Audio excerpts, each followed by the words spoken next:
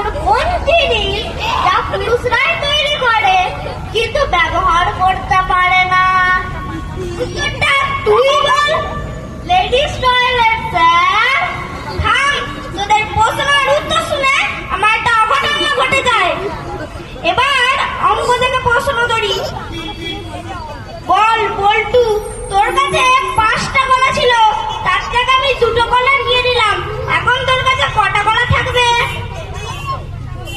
পারবো না স্যার। কেন রে? এটা তো খুবই সোজা অঙ্ক। স্যার, কারণ আমার মা আমাকে সব দিয়ে অঙ্ক করিয়েছে, কলা দিয়ে একটাও করে না। তোদের এইসব ভুলভাল উত্তরের জন্য না তোদের ক্লাসে কোনো স্যার আসে না। এলেও এক একটা স্যারের প্রেস, আবার এক একটা স্যার অজ্ঞান হয়ে যায়। বস বল কেলটু, তোর কাছে একটা আপেলের দাম যদি 5 টাকা হয় তাহলে 6টা আপেলের দাম কত হবে? হ্যাঁ, এই বাজারে 5 টাকায় কোনোদিনও আপেল পাওয়া যায় না। হ্যাঁ স্যার, কেলটু ঠিকই বলেছে। বর্তমানে বাজারে 5 টাকার ভালো আপেল তো দূরের কথা, পচা আপেলও পাবেন না।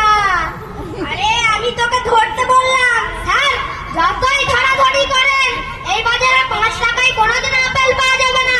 দামটা একটু বাড়িয়ে বলুন। ঠিক আছে, নে, বেশ 10 টাকায় ধরলাম। বল, তুই আপেল দোকানে গেলি, সেখান থেকে একটা আপেলের দাম যদি 10 টাকা হয় তাহলে 3টে আপেলের দাম কত হবে? 25 টাকা হবে স্যার। 25 টাকা দিলে 30 টাকা হবে তো? জানি স্যার, কিন্তু আমি এতক্ষণ আপেল দোকানের সাথে দামাদামি করে 5 টাকা কমিয়ে নিয়েছি।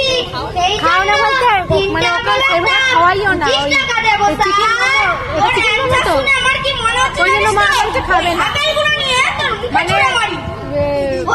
চিবিয়ে বল কালু, একটা ডিমের দাম যদি 5 টাকা হয় তাহলে 6টা ডিমের দাম কত হবে? অরিও বিস্কুট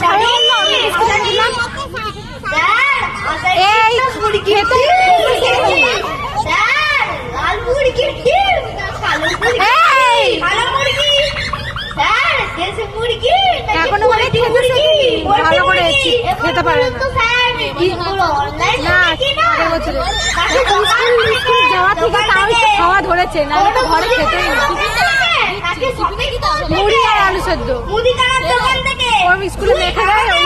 আগে যে কাকিমা ছিল সেখানে পাশের বাড়িতে উনি অভ্যাস করে দিয়েছে, এখন ওইটাই শুধু টিফিনে দিই, আর কিছু টিফিনে দিই। বিস্কুট টিস্কুট বা কেক টেক অন্য কিছু যদি দিই না, আমি অন্য কিছু যদি দিই ও টিফিন খিদে দিলে আসে, মুড়ি আলু সেদ্ধ দিলে তাও খায়। ওইটা আর কি স্কুলে খায়, ঘরে খায় না, ওটার আবার ঝামেলা আছে। হ্যাঁ, এই সমস্ত ঘন্টার অঙ্ক আমি করবো না। কেন করবি না? আরে এটা তো একটা অঙ্ক। হ্যাঁ, আমি ছোটবেলা থেকে গাড়ি করে যাই না দিতে আসে, যে অনেক লেবার কাজ করার সময় 15-20 দিন হলেই কাজ না করে পালিয়ে যায়। আর আমি লেবারদেরও বলি, তোরা যদি কাজটা করিস তাহলে তোরা কাজ করতে আসিস কেন? পরে মালিকের হিসাব মেলাতে পারবে না। যত হিসাব ওনাদেরকে দিয়ে দিবে।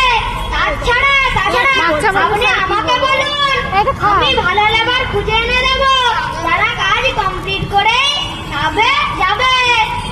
যেগুলো এনে তুই খাস সেগুলো খা, ওই যেগুলো খাস না এগুলোকে নষ্ট করে কিছু লাভ আছে? বলেছে, আমিও অনেক অঙ্কে দেখেছি লেবাররা কাজ ঠিকভাবে না করে তার